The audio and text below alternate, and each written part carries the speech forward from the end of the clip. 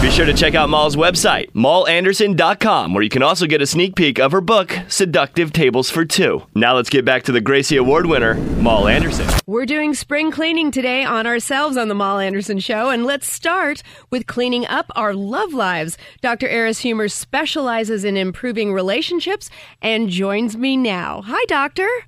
Hi, how are you? I love that intro. Oh, well, thank you. I love having you on the show. I love your new series on Bravo. Thank you so much. I hear it's a lot of people's addiction, which is really exciting. That's so funny to hear you say that. Yeah, because you're supposed to cure people of addiction, correct? Exactly. But hopefully the show's helping some people. So that's the goal, of course. Of course. Well, I'm finding myself, just as interested in the personal aspect of all the doctors' lives as well as your clients. How do you feel that your clients are seeing into your personal inner sanctum, so to speak? I know. It's really scary on one end, but on the other end, I've always done that. In my book, Breakup Emergency, I've always revealed a lot about my own personal life to just show people that we therapists are human too.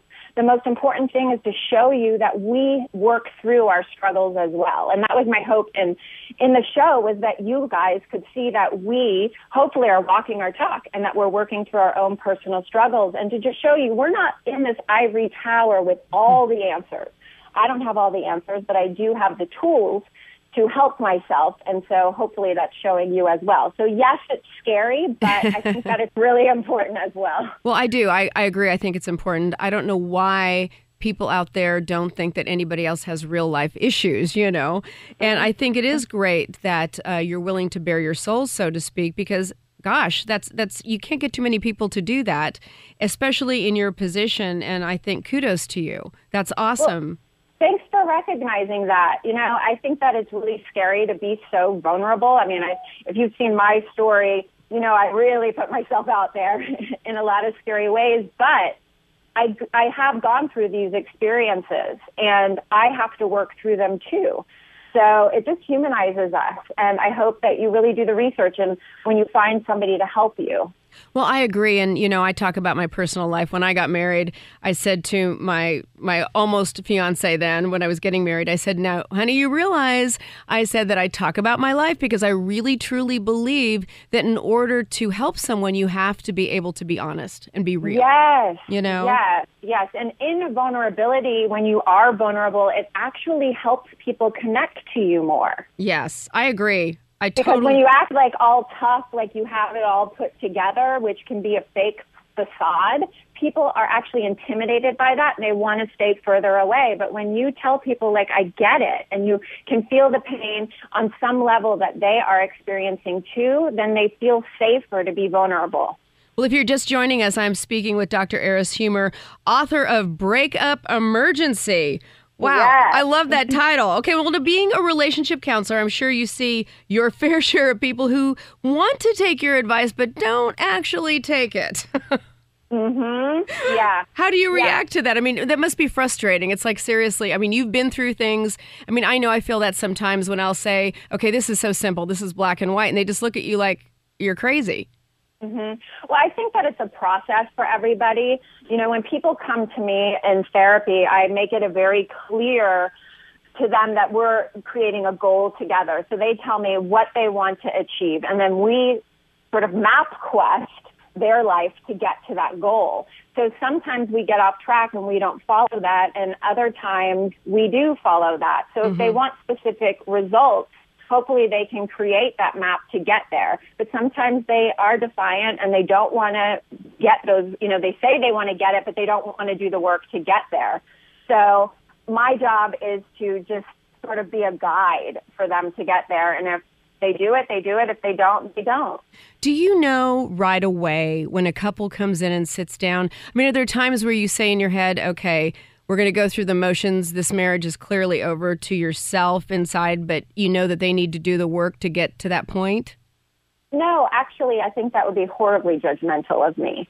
I ask them what they want, and then they get to discover if that's really what they want. So, we can judge. That would be my own projection. That would be. Oh, I mean, not to them. I just wondered if in your own head. Yeah, even if it wasn't even if it was in my own head. I think that would be wrong. So I ask them, like, what do you want? And even if I can tell that it's going to be a struggle for them to get there, if they really tell me that we both want to be together, then they will do the work to get there. A lot of times you see one person in the couple really wanting to make it work and the other person not wanting to make it work, and sometimes that's a bigger struggle. But even in those situations, the relationships can have a breakthrough. I mean, I've had people come in my office with the divorce settlement on the table. They've already gone to the lawyers, and they actually have a breakthrough, and they find a way to make their marriage work. So it just depends. You know, there are no guarantees in life, and I don't think that any marriage or relationship is too broken. I just never go into it thinking that way. Now, would you suggest to my listeners out there that maybe they consider before they got married to maybe seek counseling to learn some skills? Brilliant.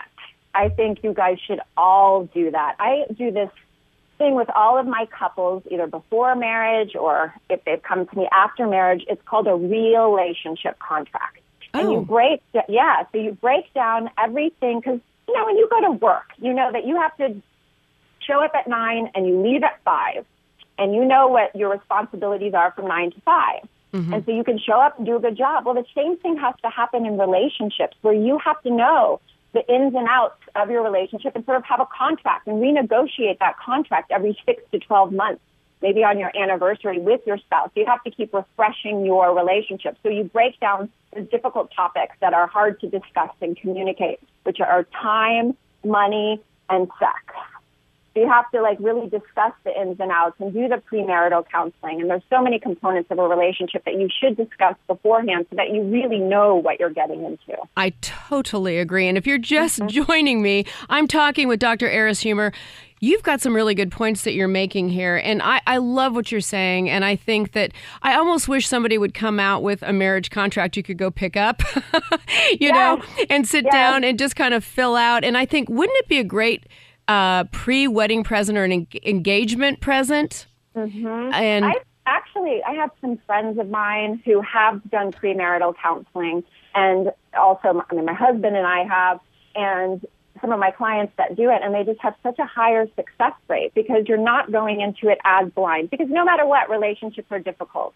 We are going to go through difficult times. That's a given. But if you have a foundation and you've already made these agreements, you're not really as blindsided. So I encourage everyone to do that, and I will write it in my next book so that everybody can go grab a relationship contract. Yeah, because I think it's so important. I think a lot of times when people don't understand that they need to work on this, if they work on it before, then it may stop them from getting married if they are not suited for each other, you know, ahead of time before they have to go through that process. Hopefully they don't have to come to you in the end. I'd rather see them come to you in the beginning. Yes, and don't be so focused on the wedding, the event. Be more focused on the relationship. Thank you. The wedding comes and goes, and it's a lot of money. But the relationship, that's the foundation. Exactly. I mean, have a big party instead if it doesn't work out, you know? Don't get married. You know, just have the party, wear a pretty dress, and say the relationship didn't work, and then, you know, move on. But no, I think you're so right. And tell me this. Okay, you're on LA Shrinks now. So you're in the grocery store, you're standing in line, you're highly recognizable, you're gorgeous. I'm sure you're standing in line. Can you get through the grocery line without having to answer everyone's problems? I haven't had that problem yet. My husband was walking outside of a store the other day, and somebody ran up to him, actually a psychology major. They're like, "I love your wife." So that was pretty cool. Well, that's nice. Yeah, that was really nice of that person. But I haven't had that situation yet. Well, it's a yet because you're going to be having it happen soon, I'm sure. But, okay, you talk about your personal life. We've discussed that a little bit. And you've been sharing the fact that you want to have a baby. And that because of all of that, your sex life has gone a little downhill, which is probably normal in a situation like that when all that pressure starts to happen. Now, how does your husband feel having all that laid out there? I mean, you know that you've got to do it, but how is he handling that? Yeah, so I think there's lots of layers to that. Clayton, my husband, who is just so amazing for being such a trooper and even showing that, because, you know, it is scary and intrusive. But he co-writes my books with me. Oh, so wow, that's great. Yeah, so he says, why not? I'm going to do it. But it was absolutely uncomfortable, the whole situation was, and you can kind of see his discomfort in the process. Sure. But what you didn't get to see in the beginning was like a real conversation of why the baby thing wasn't happening. Mm-hmm. And also, we are going through this slump. How are we going to get through this slump? Because we get inundated with life. We get overwhelmed with life. And we, too, go through difficult times in our marriage. And we were just wanting to show people, like, okay, can we get through this? And it was really scary, really scary. Well, maybe I should write a book on how to survive a marriage after a reality Well, you show. see, every time you call into the show, we'll have to have you back for sure. We'll just come up with other, things you need to write about. I know, exactly. But before you leave us, though, I want you to tell us about Breakup Emergency, your guide to transform your breakup into a breakthrough. Yeah, I think that's exactly what it's about. It's a workbook. It gives you a lot of tools. It also shares some of my personal stories on how I got through my own breakups, which actually inspired my career, my difficult times in relationships. Mine too. But yeah, exactly. I heard your story, that you broke off an engagement, and I want to help people realize that a breakup doesn't mean your life is over. It means it's about to begin. That's right. And I give a roadmap to help you get there, to get to a point of gratitude, to get to a point of, what do I want to make my life now? How do I stop those behaviors and patterns? And really being introspective and working towards a solution. Because I think that when you really want your heart to heal, you set an intention, which is a willed and focused thought, to heal your broken heart. So I believe it will be healed. Wow. And I give a guide on how you can get there. And I've helped a lot of people in the process. I've helped myself in the process. And I think it's a really cool thing. I think you can take difficult times and difficult relationships and experiences and grow and learn from it if you choose that perspective. Well, I'm excited about this book, Breakup Emergency, a guide to transform your breakup into a breakthrough. If you don't have it yet, go out and get it. Give it to your girlfriends. Hey, guys, this is for guys too, right? Yes, I actually have a lot of male clients. So you can go to dreris.com. It's doctoreris.com.